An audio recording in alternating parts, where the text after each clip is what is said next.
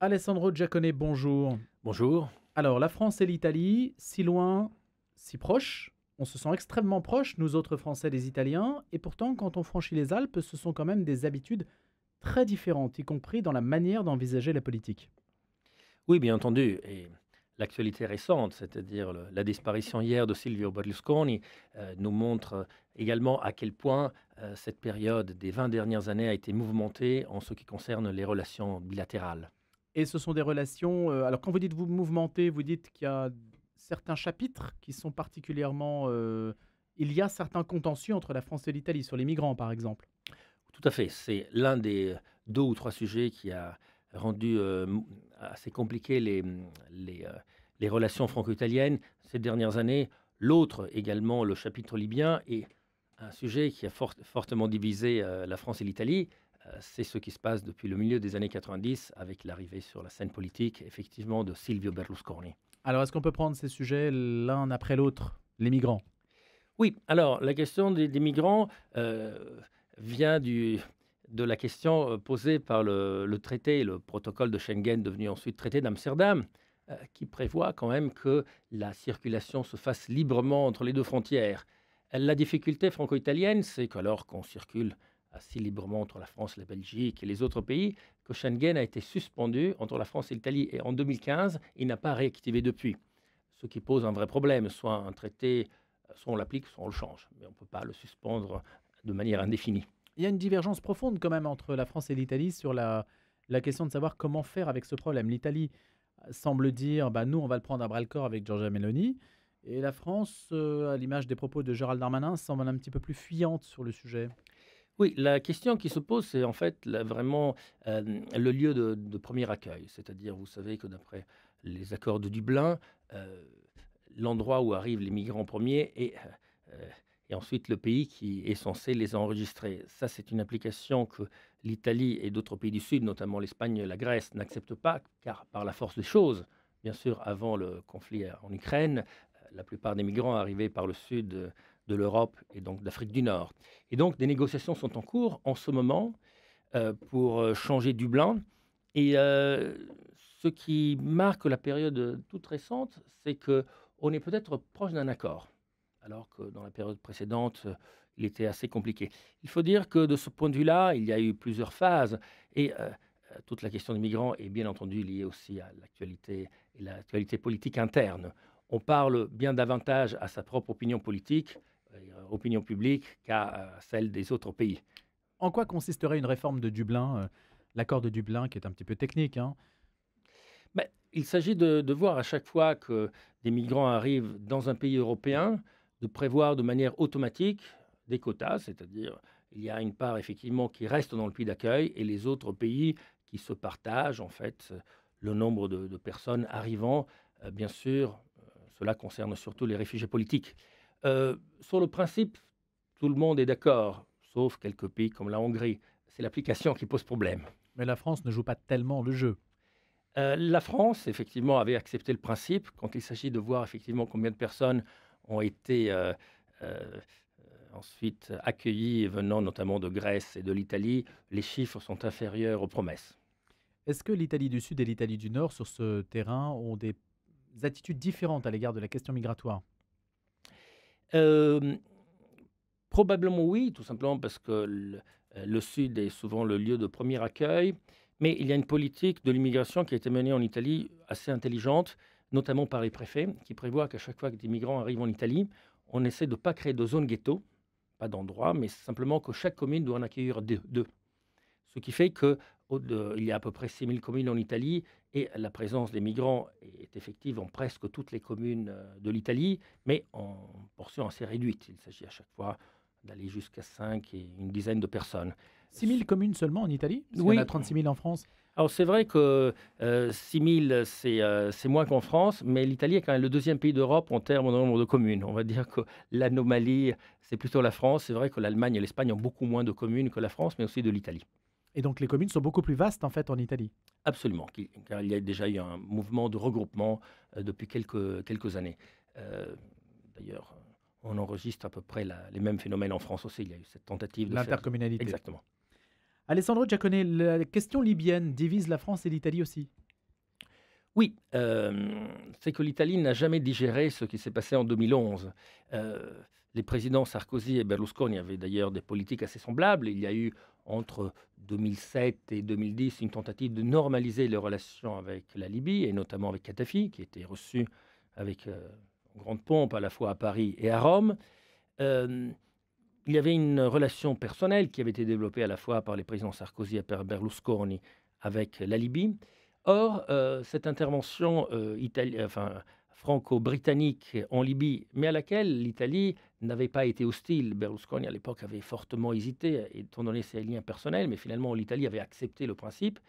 Finalement, a toujours été très mal perçu par la suite en Italie, d'une part parce que ça a quand même déstabilisé un État qui est aux frontières, italiennes, malgré la présence de la Méditerranée au milieu et surtout, cela, a porté atteinte d'une part aux intérêts pétroliers car, l'entreprise pétrolière italienne Eni était à peu près la seule présente en Libye et ensuite il y a bien sûr le phénomène migratoire qui pouvait plus ou moins être contrôlé par Kadhafi. C'est vrai que depuis que le pays est divisé par plusieurs bandes, heu, l'arme migratoire devient aussi un instrument de faire de la politique et d'obtenir en fait des moyens. En fait, Alessandro Giaconé, le président du conseil de l'époque, c'était donc Berlusconi, ne s'est pas suffisamment opposé. Il aurait pu s'opposer à cette médiation franco-britannique qui allait contre les intérêts italiens en Libye. Alors il a hésité. C'est un moment où aussi, où Berlusconi, commence à être assez fragilisé, d'une part par la situation économique, vous savez la crise de la dette souveraine italienne, donc il n'avait plus, la pleine possession de ses moyens, y compris au parlement, car une partie des, de ses soutiens l'avaient lâché au parlement. Ce qui fait que c'est déjà un Berlusconi affaibli qui, à l'époque, a dit: «Je me sens, profondément meurtri par ce qui se passe avec mon ami Kadhafi, mais je vais quand même soutenir en fait, l'intervention franco-britannique. Ce qu'on a oublié par la suite, parce que aujourd'hui, pour la plupart des Italiens, l'Italie était contre cette guerre, alors qu'elle l'a soutenue pendant ces quelques semaines. En tout cas, elle a fortement déstabilisé cette intervention et puis d'une manière générale, la manière dont on a traité la Libye a fortement déstabilisé la région, ça Ça, c'est c'est certain. indiscutable, absolument. Il y a un autre sujet de contentieux entre la France et l'Italie, c'est le sommet du Mont Blanc. Oui, alors, ça, c'est On peut le assez citer quand même. anecdotique, absolument. Il est question de voir à qui appartient le sommet.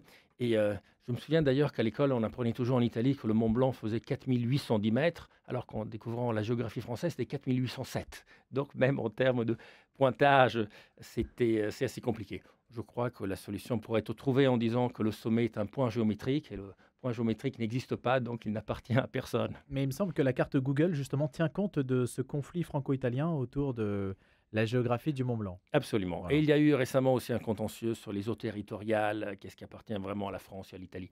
Mais c'est des questions techniques qui peuvent se régler avec à la table de négociation, qui ne poseront quand même pas un problème majeur. Est-ce que les Italiens ont toujours l'idée que la France intervient dans les affaires italiennes depuis François Ier, depuis longtemps finalement? La France regarde l'Italie aussi comme un terrain européen, non pas qui lui appartient, mais sur lequel elle intervient volontiers.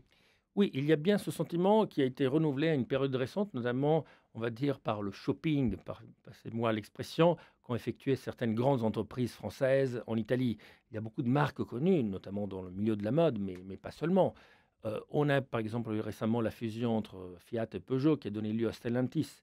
On a l'impression dans ce cas-là que le management, les personnes qui ont vraiment, qui sont aux manettes et qui ont le pouvoir, se trouvent en France plus qu'en Italie. Donc il y a ce sentiment qui est un sentiment. Donc, il y a des aspects qui sont vrais, mais aussi une part de fantasme d'une France un peu conquérante en Italie. Alors que le nord de l'Italie est très industrieux. Oui, et je crois aussi que certaines entreprises italiennes, notamment dans le milieu de la mode, ont fortement bénéficié du fait que des grandes entreprises françaises soient capables en quelque sorte d'exporter le made in Italy, comme on dit en Italie. Milan est l'une des capitales, parce que c'est une capitale, Milan. Milan est une capitale agréable, une vraie capitale européenne, non? Milan est une capitale européenne, ça fait partie de cette région macro-européenne où les taux de croissance sont les plus élevés, où il n'y a pas de chômage, des villes très modernes. Et effectivement, euh, avec quand même un bémol, c'est que c'est un autre contentieux franco-italien ou mieux italo-italien, c'est que Milan aujourd'hui est encore très mal relié sur le plan ferroviaire avec la France, ce qui nous ramène à un autre sujet à l'ordre du jour, c'est-à-dire le Lyon-Turin, Ah bah cette justement, ligne de TGV qu'on essaie de construire depuis 30 ans. Et pourquoi est-ce que ça met autant, de temps d'arriver à cette liaison qui a été décriée, hein, comme étant un gouffre financier aussi, Quel jugement portez-vous là-dessus, Alessandro, Giacone? Oui, alors il faut distinguer le résultat financier en soi. On a eu, par exemple, il y a une bonne trentaine d'années, la question de l'Eurotunnel qui se posait de la même Oui. manière. Ça a coûté très cher, mais aujourd'hui, personne ne remettrait en cause une liaison rapide entre Paris et Londres en 2 heures et quart, alors qu'autrefois, il fallait y passer une demi-journée en bateau.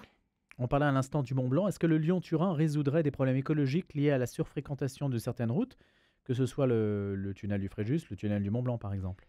Ça, incontestablement, car d'une part, ce tunnel ferroviaire pourrait notamment alléger un peu la circulation des poids lourds, qui est fortement décriée, notamment dans la vallée de la Maurienne. Alors la différence, c'est que peut-être les élus français ont bien préparé le terrain pendant les années, 90. Le ferroutage a été bien expliqué.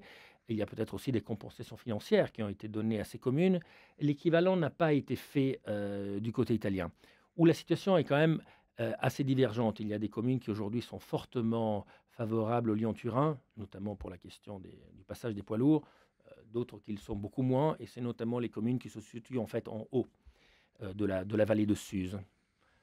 Donc ça fait quand même des sujets, beaucoup de sujets de discussion entre les 2 pays. Est-ce qu'au niveau européen, Italie et France, parlent d'une seule voix, ces 2 pays qui sont quand même dans les pays fondateurs de l'Union européenne? Est-ce qu'aujourd'hui les divergences que l'on a mentionnées les empêchent de s'entendre sur des dossiers communs? L'Italie et la France ne parlent pas encore d'une même voix, mais elles auraient intérêt à le Sur faire car quoi? car finalement, on a des sujets très proches. Par exemple, on a une conception proche en ce qui concerne, notamment la question de la dette. La France et l'Italie sont désormais des pays fortement endettés, Oui.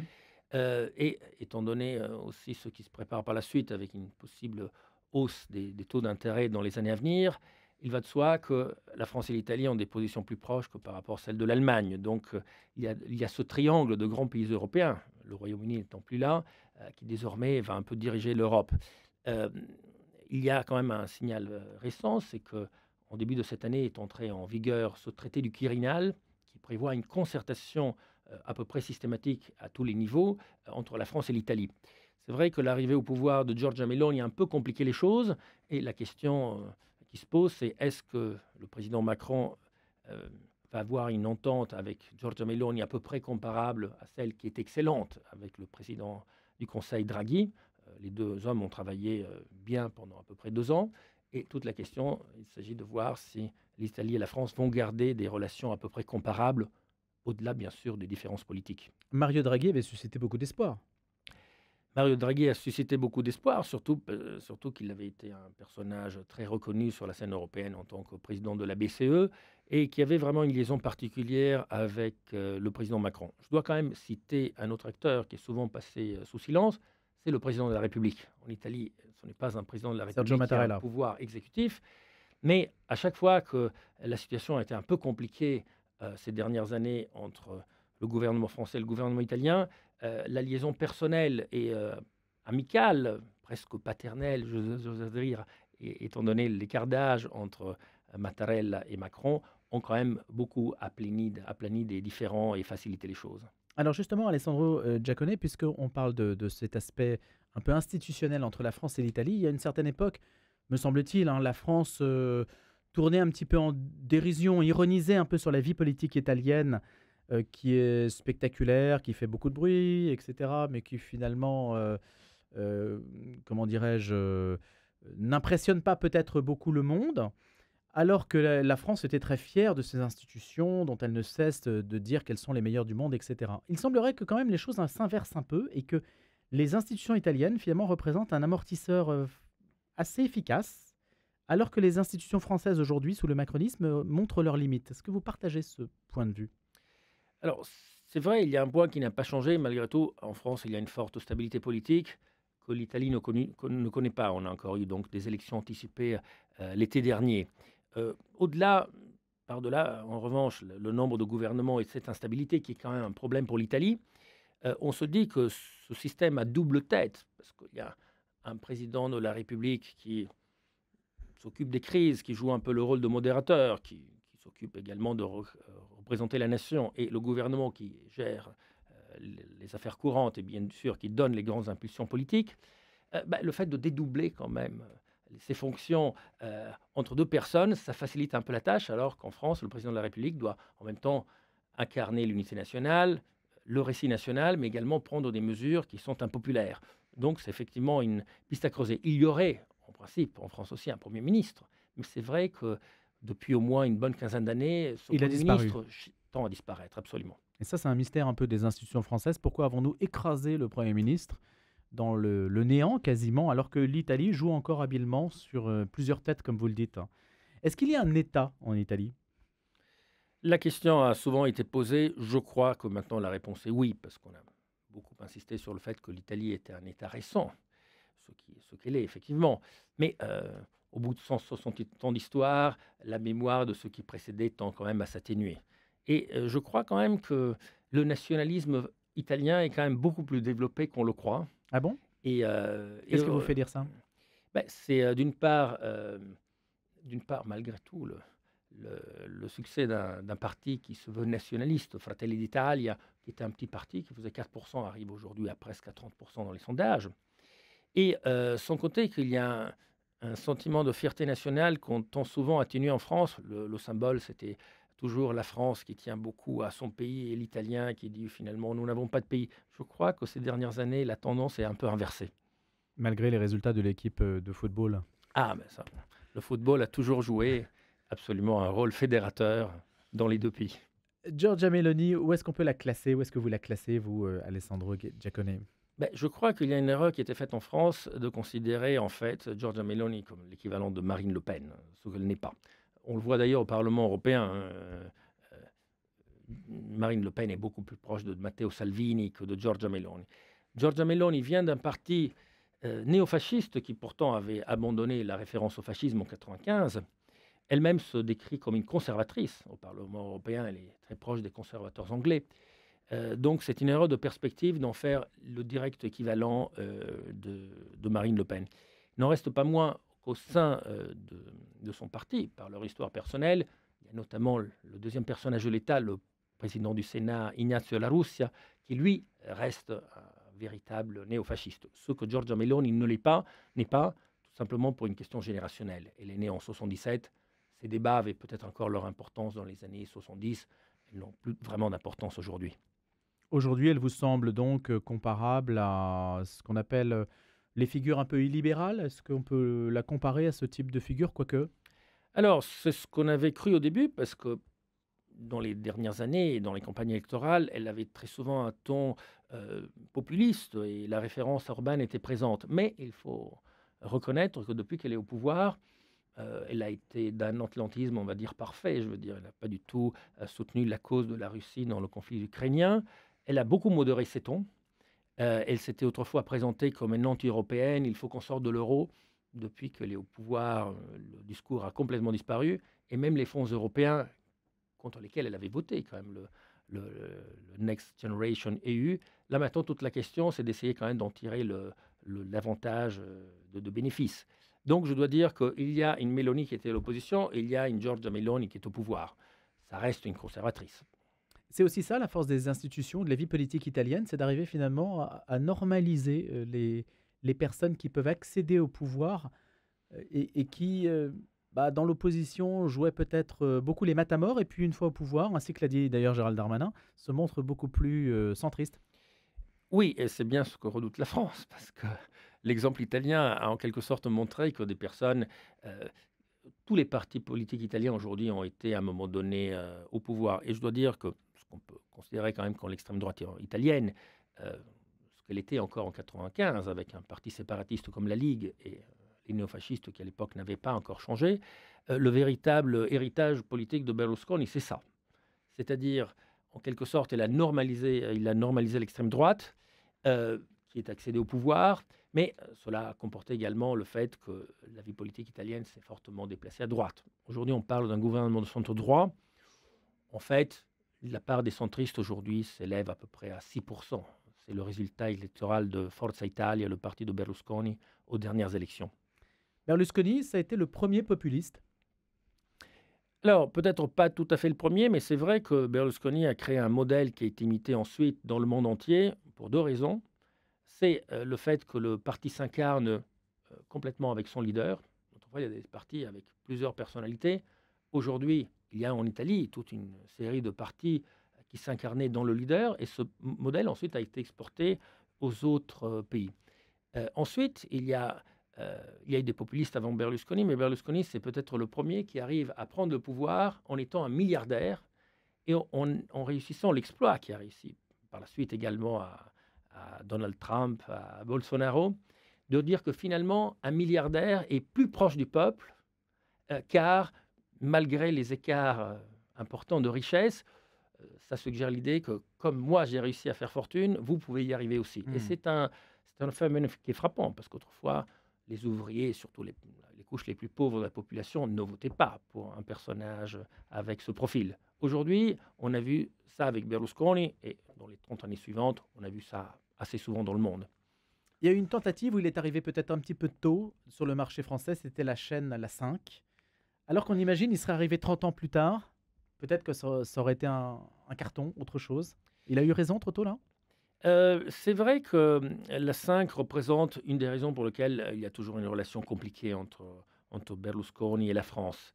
Il y a également un autre point sur lequel il s'est planté, en ayant raison peut-être plus tôt. Il avait déjà envisagé au début des années 90 de faire une chaîne par câble. Ce n'était pas du tout répandu à l'époque. Cela sera le cas par la suite. Hem Il faut parler également, de cette, relation de Berlusconi avec la France. Berlusconi était francophile, il adorait Charles Aznavour, il chantait, il a commencé d'ailleurs, ses sa vie en chantant dans des croisières. Il avait une relation proche de Mitterrand. On a oublié qu'au début, Berlusconi était socialiste, il était très proche de Bettino Craxi. Mitterrand facilite, son entrée en France dans le but aussi de un peu balancer, contrebalancer ce qu'était en train de faire le gouvernement de Jacques Chirac, qui avait privatisé TF1 en la donnant au groupe Bouygues. Et donc, il y avait la tentative de, de Mitterrand de également faire entrer une chaîne rivale. Les rapports vont quand même se compliquer une fois que Berlusconi sera rentré en politique. Une énième ruse mitterrandienne sur le jeu français. C'est Machiavel pour le coup qui se trouve en France et pas en Italie. Alessandro Giacone, ma dernière question, est-ce qu'il y a un point dans les relations avec l'Église qui domine aujourd'hui les relations entre l'Italie et l'Église précisément, entre le Vatican et le reste du pays? On n'a pas l'impression que ce soit d'excellentes relations, même si le pape François et Giorgia Meloni se sont rencontrés il n'y a pas très longtemps pour se plaindre de l'hiver démographique italien. Oui, alors la situation du Vatican et de l'Église est toujours compliquée, car il y a d'un côté le pape, mais il y a la conférence épiscopale italienne qui très souvent n'a pas exactement les mêmes opinions que le pape, même si on essaie de cacher ça. Euh, de manière, ces dernières années, ce qui a changé depuis 40 ans, c'est que le pape n'est plus italien. Depuis Paul VI en 1978, le pape, jusqu'à ce moment-là, avait une influence directe dans les affaires italiennes. Depuis Jean-Paul II, et bien sûr, un pape allemand et ensuite un pape argentin, les choses ont changé. En revanche, la conférence épiscopale italienne, qui a toujours une majorité de personnalités italiennes, suit de très près. Et c'est vrai que de ce point de vue-là, la conférence épiscopale italienne a toujours soutenu euh, notamment Berlusconi autrefois. Avec Giorgia Meloni, on en est à peine au début, donc on essaie de trouver. Le pape François représente certes de son côté une sorte de contrepoids, car notamment sur la question des migrants, l'attitude n'est pas exactement la même. Mais vous avez raison, sur la question de la natalité, c'est un vrai problème de l'Italie, et de ce point de vue-là, les positions convergent. L'Italie perd 400 000 habitants tous les ans. Oui, il y a ceux qui partent, et il y a effectivement un taux de fécondité qui est descendu à 1,2 enfants par femme. Comment l'expliquez-vous? Est-ce qu'au-delà de l'absence d'aide publique, est-ce qu'il y a une psychologie qui a changé et qui domine les pays latins, la France, l'Espagne, l'Italie, qui étaient catholiques, hein, qui demeurent catholiques de culture, et qui là sombrent dans un néant démographique? Il y a bien sûr plusieurs explications à ce phénomène. Il y a d'une part la forte fragmentation du travail, le fait qu'en Italie, il n'existe pas de salaire minimum. Et même le CDI est quand même quelque chose d'assez peu répandu. Donc d'un côté, le fait de ne pas avoir assez d'assurance dans la vie de stabilité pour entreprendre un projet et fonder une famille. D'autre part, l'autre chose, c'est qu'il manque très souvent des structures permettant également aux femmes de travailler. et notamment des crèches, et très souvent, la gestion d'une famille est très souvent confiée aux grands-parents. C'est la grande différence sur le plan de la structure familiale entre la France et l'Italie. Merci beaucoup d'être venu nous parler, Alessandro Giacone. Je rappelle que vous êtes diplômé de Sciences Po, agrégé d'histoire et d'italien normalien et que vous enseignez au département de sciences politiques de l'Université de Bologne, auteur de La France et l'Italie, histoire de deux nations sœurs, aux éditions Armand Collin, co-auteur, et puis d'autres ouvrages également écrits en italien, mais celui-là est écrit en français. Merci beaucoup. Merci beaucoup.